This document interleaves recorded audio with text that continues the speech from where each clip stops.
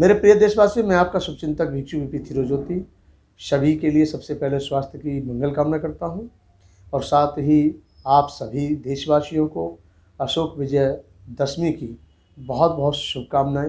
हालांकि ये शुभकामना मुझे कल देनी चाहिए थी, लेकिन किसी कारणवश नहीं दे पाया, असमर्थ रहा।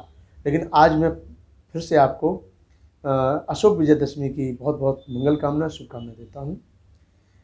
आप सभी देशवासी भली भांति जान रहे हैं कि आज वर्तमान में जो हमारा देश का माहौल बन गया है, बहुत बहुत गर्म माहौल बन चुका है और ऐसा माहौल बना हुआ है कि इसको कोई आदमी ये नहीं सोच पा रहा है कि हम क्या करें, कैसे करें, कहाँ जाएं, किसके साथ जाएं। लेकिन वहीं पर जनता जागरूक होती जा रही है और जनता इतने बड़े पैमाने पर जागरूक होती जा रही है कि जो सरकार ने अपनी नीतियों के, जो सरकार ने देश की नीतियों के खिलाफ जो काम किया है, उसके प्रति लोगों के बीच में आक्रोश आ चुका है और आक्रोश देखने को मिल रहा है।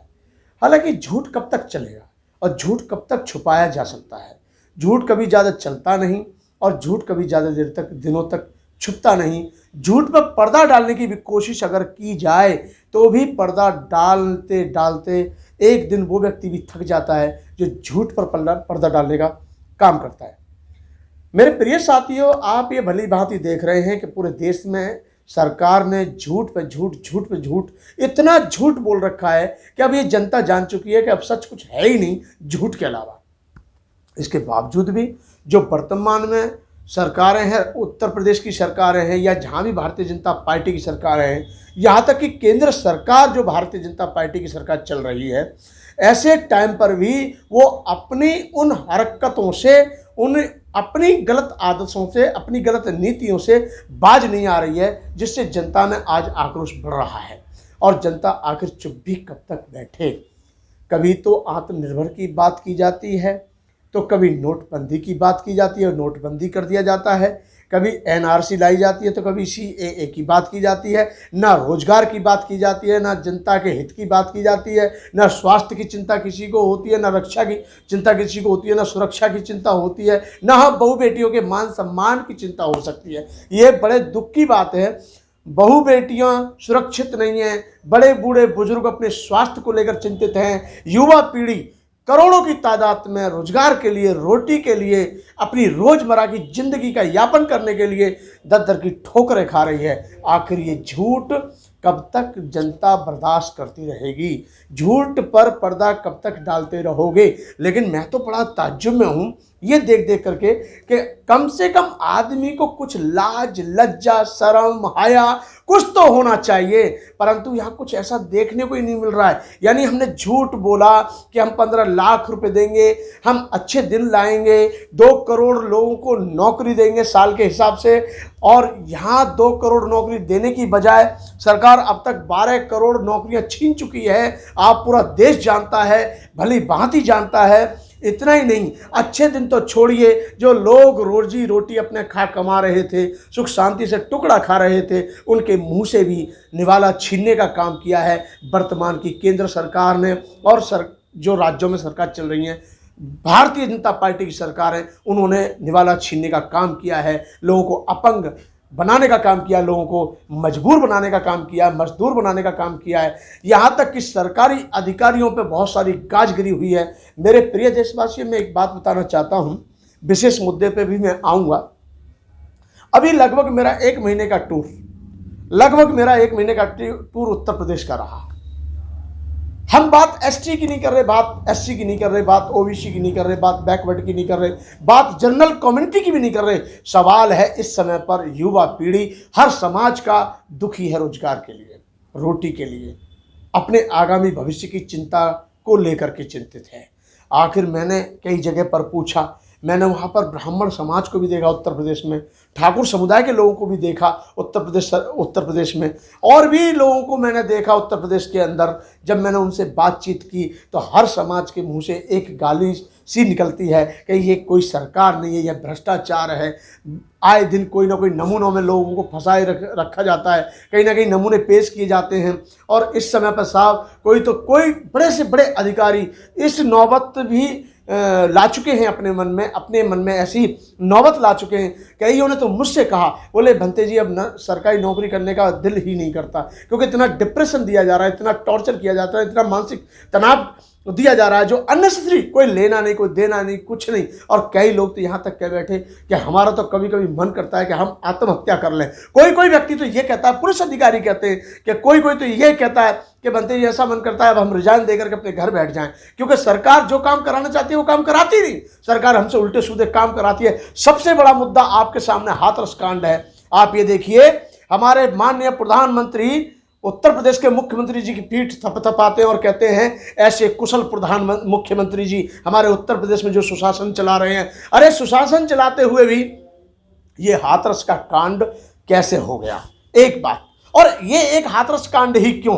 गोंडा में जो 3 बेटियों पर तेजाब फेंका गया, वो ऐसा क्यों कांड हुए, इन कांडों को क्यों अंजाम मिल रहा है, कौन दे रहा है इन कांडों को अंजाम। इतना ही नहीं, हापुड़ जो दिल्ली के पास में लगा हुआ है, वहां पर एक चलती ऑटो में एक लड़की जाती है और उसके छुरा मारकर उसकी हत्या, मर्डर कर दिया जाता है। एक दिन दहाड़े हत्या हो रही है। इतना ही नहीं, इसके बावजूद भी सरकारी ऑफिसरों के सामने, अधिकारियों के सामने एक अधिकारी की मौत कर दी जाती है, यानी कि उसको गोली मार दी जाती है, उसको मार दिया जाता है जान से। और इसके बावजूद भी हमारे उत्तर प्रदेश के मुख्यमंत्री बिहार में जाते हैं और कहते हैं कि भारतीय जनता पार्टी को लाओ। क्या भारतीय जनता पार्टी जहां भी जाएगी क्या इसी प्रकार से लोग मरेंगे, अधिकारियों के सामने मर्डर होंगे? मैं एक बात पूछना चाहता हूं कि फिर से हाथरस कांडों को अंजाम दिया जाएगा? फिर से ये जो आपका दुबे कांड, इतना बड़ा कांड हो गया, इसको अंजाम दिया जाएगा?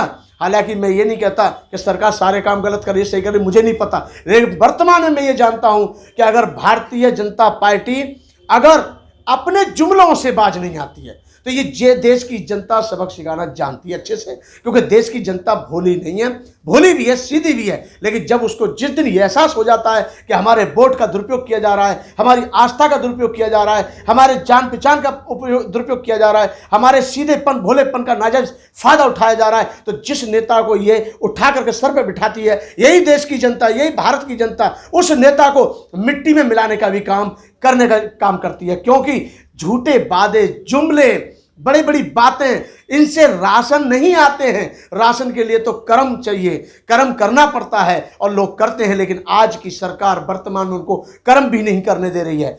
आखिर हमारे देश में आज आप देख रहे हैं, पहली बार वासियों, प्रधानमंत्री का एक हमारा कद है, प्रधानमंत्री के प्रति अच्छी सोच होती है हमारे देश के नागरिक में, और हमारे देशों में नहीं, विदेशों में भी आप जाइए, प्रधानमंत्रियों के प्रति एक अच्छी सोच भावना होती है कि हमारा राजा है, हमारे हित की बात करेगा, हमारी रक्षा की बात करेगा, हमारे लिए अच्छा सोचेगा। लेकिन हमारे देश के प्रधानमंत्री को आज पूरे देश में गाली दी जाती है। हालांकि इस बात के लिए हमें बहुत शर्म आती है कि हमने छोटी सी उम्र में ऐसे प्रधानमंत्री नहीं देखे कि जिनको इतनी गाली दी जाती हो।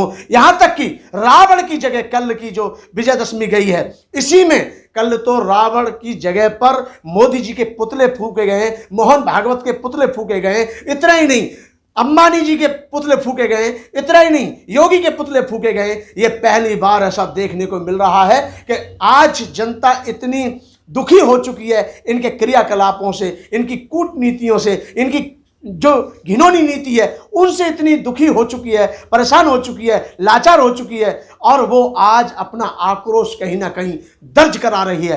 तो मैं ये मानता हूं कि बिहार में जो इस समय पर अगर बदलाव आता है तो मैं समझता हूं बिहार की जनता को ये अभी भी सोचना चाहिए कि क्या बिहार को उत्तर प्रदेश बनवाना चाहते हैं, बिहार को क्या दिल्ली बनवाना चाहते हैं, बिहार को क्या और राज्यों में जहां भारतीय जनता पार्टी की सरकार चल रही, जहां जान की कोई कीमत नहीं, जहां किसी को भी कभी भी चाहे जब मार दिया जाता है, क्या ये सब करने के लिए उत्तर प्रदेश जैसा हाल बिहार में चाहते हैं? मुझे पूर्ण विश्वास है कि बिहार की जनता जागरूक हो गई है, बिहार की जनता जरूर वहां बदलाव चाहती है, और बिहार की जनता, मुझे पूरा विश्वास है कि किसी भी हालत में भारतीय जनता पार्टी की सरकार को रोकने का काम करेगी, क्योंकि भारतीय जनता पार्टी की सरकार आना ही वह सबसे बड़ा दुखदायी होगा। और यही मैं उम्मीद करता हूं पश्चिम बंगाल के लोगों से। पश्चिम बंगाल के लोग भी अगर अपने देश, अपने राज्य को बरकरार, सही सलामत, सुरक्षित और मान सम्मान पूर्वक अपने प्रदेश को रखना चाहते हैं, तो वहां पे भी भारतीय जनता पार्टी की सरकार को नहीं आने देना चाहिए उनको। और किसी भी प्रकार से जो ममता बनर्जी बहन जी हैं वो अच्छे से सरकार चला रही हैं, उन्हीं को दोबारा से मौका वहां पे दिया जाए। मैं किसी पार्टी में नहीं हूं, मैं किसी राजनीतिक पार्टी में नहीं हूं। मेरा मकसद भारतीय जनता पार्टी या कांग्रेस या BJP, Samajwadi party, Bahujan Samaj party से नहीं है। मेरा मतलब है भारत के सिस्टम से। और भारत का सिस्टम इस समय ऐसा बिगड़ चुका है। 2014 से पहले सब लोग सुख शांति पूर्वक रोटी खा रहे थे, सुख शांति पूर्वक सब जी रहे थे, किसी को कोई परेशानी नहीं थी। लेकिन 2014 के बाद सब ध्वस्त हो गया। 2014 के बाद सबकी रोटी छिन गई। 2014 के बाद सब जगह भुखमरी फैल गई। 2014 के बाद जुमलों की ऐसी कतार लग गई कि एक जुमला खत्म नहीं होता दूसरा जुमला चालू, एक जुमला खत्म नहीं होता दूसरा झूठ चालू, एक झूठ खत्म नहीं होता दूसरा झूठ चालू। आखिर ये झूठों से, झूठे नेताओं से या झूठे जुमलेबाज धोखेबाज नेताओं से तुम्हारा भला होने वाला नहीं है। पेट को रोटी चाहिए, व्यक्ति को रोजगार चाहिए, बेटी को चलने फिरने का मान सम्मान का अधिकार चाहिए, बुजुर्ग को स्वास्थ्य चाहिए, युवा को रोजगार चाहिए। मेरे देशवासियों, मेरे प्रिय देशवासियों, मैं ये नहीं कहता, लेकिन मुझे बड़ी शर्म की बात है ये कि आज हमारे देश में, हालांकि जो अशोक विजयदशमी मनाई जाती है, इस दिन भगवान बुद्ध का जो पवित्र धम्म है, वो धम्म उस दिन महान सम्राट अशोक ने स्वीकार किया था। और आज उस व्यवस्था को तोड़ मरोड़ कर रामनवमी में पेश कर दिया। और रामनवमी में भी ये कहा जाता है कि रावण बुराइयों का प्रतीक है। लेकिन रावण बुराइयों का प्रतीक है तो मैं ये कहना चाहता हूं, रावण ने सीता को सुरक्षित रखा, रावण ने सीता को कभी गलत नजर से नहीं देखा, रावण ने कभी उनके लिए गलत शब्दों का उपयोग नहीं किया, रावण ने कभी सीता की तरफ किसी भी प्रकार से कोई चरित्रहीनता का परिचय नहीं दिया। लेकिन इसके बावजूद भी उसको जलाया जाता है। लेकिन जो हमारे देश में रहकर, हमारे देश का खाकर हमारी बहू बेटियों को आज बुरी नजर से देखते हैं, मासूम बच्चियों के साथ बलात्कार करते हैं, मासूम बच्चियों को वो अपनी हवस का शिकार बनाते हैं, क्या उनको नहीं जलाया जाना चाहिए? मैं कहता हूं रावण तो श्रीलंका से थे, रावण को श्रीलंका में वो लोग जाने जलाएं कि नहीं जलाएं, लेकिन हमारे यहां के जो दरिंदे हैं, हमारे यहां के जो ऐसे दुष्ट लोग हैं जो आए दिन ऐसे ऐसे अंजामों को जन्म देते हैं, ऐसे लोगों के पुतले भी जलाए जाने चाहिए। और मैं कहता हूं ऐसे लोगों को फांसी भी होनी चाहिए। आज एक बहुत बड़ा सवाल उठता है, हत्या का ये जो हुआ है हाथरस कांड पूरे देश से छुपा नहीं है, पूरे देश से छुपा नहीं है। हालांकि वहां के जो डीएम थे और एसएसपी महोदय थे, ऐसी जो उम्मीद थी जनता को, वैसे उनसे रेस्पॉन्स मिला नहीं। इसके बावजूद मैं एक बात कहना चाहता हूं, वो कहते हैं कि अगर ऐसा कुछ हो भी गया तो क्या हुआ। मैं कहता हूं हमारे देश की जनता जब पूरे जागरूक हो गई थी निर्भया कांड के समय पर, सारे देश के जो ठेकेदार थे धर्मों के, वो भी इकट्ठे हो गए थे। और जो आज अन्ना हजारे अपनी आंख बंद करके बैठे हुए हैं, वो भी अनसामरण की तरह लेकर के पड़ गए थे रामलीला मैदान में। निर्भया कांड, काला धन, लोकपाल बिल, आज उनको कोई कुछ नहीं दिख रहा है। पूरा देश बर्बाद हो गया, पूरा देश मिट्टी में मिल चुका, पूरा देश में हाहाकार मच रहा है। बेटी सुरक्षित नहीं है, रोजगार के लिए युवा पीढ़ी दर की ठोकर खा रही है, लेकिन अन्ना हजारे अपने चैन की नींद सो रहे हैं। तो मैं एक बात पूछता हूं पूरे देश के लोगों से कि जब निर्भया कांड हुआ था तो निर्भया कांड को जिन लोगों ने अंजाम दिया था, उनकी फांसी के लिए सब लोगों ने, पूरे देश के लोगों ने आवाज उठाई थी और मिला करके फांसी हुई। तो मैं ये कहना चाहता हूं, मेरी मांग भी है कि ये जो जांच पड़ताल ये तो चली रही है, लेकिन हमारा अखिल भारतीय भिक्षु महासंघ, हमारा बुद्ध शांति मिशन ट्रस्ट ऑफ इंडिया, हमारा प्रज्ञा दर्पण न्यूज और हमारे और भी जो बहुजन मीडिया के चैनल हैं, उनकी तरफ से मैं मांग करता हूं कि जो यहां पर हत्या का जिन लोगों ने आपके हाथरस को इतना बड़ा खतरनाक घिनौना अंजाम दिया है, उनको भी फांसी ही होनी चाहिए। क्योंकि बेटी चाहे ब्राह्मण की हो, चाहे मुस्लिम की हो, चाहे सिख की हो, या ईसाई की हो, या बौद्ध की हो, या जैन की हो, पारसी की हो, अहूदी की हो, वहाई की हो, किसी भी धर्म की, किसी भी समुदाय की, किसी भी मजहब की बेटी हो, सबसे बड़ी बात है वो बेटी है, वो किसी जाति की नहीं है। शब्द बेटी है, वो किसी भी जाति का क्यों ना हो बेटी, उसके साथ में कोई भी व्यक्ति गलत करता है तो उसको उसकी सजा मिलनी ही चाहिए, चाहे वो किसी भी समुदाय के लोग क्यों ना गलत करें, चाहे किसी भी समुदाय की बेटी के साथ गलत क्यों ना हो। आज पूरे देश में सब गलत चीजों पर पर्दा डाला जाता है, लेकिन मेरा पूरा विश्वास है कि आने वाले समय में ये पर्दा उठेगा। पर्दे को जरूर देश के लोग उठाएंगे। पर्दे को देश के लोग कब तक ढक के रखेंगे, कब तक उस सफेद चादर को लोग उड़ाते रहेंगे?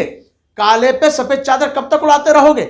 चाहे ईवीएम सही, चाहे हमारे ये अपना स्ट्रीम मीडिया सही, आखिर उनका भी जमीर जाग उठा है, आखिर उनका भी जमीर जागने वाला है।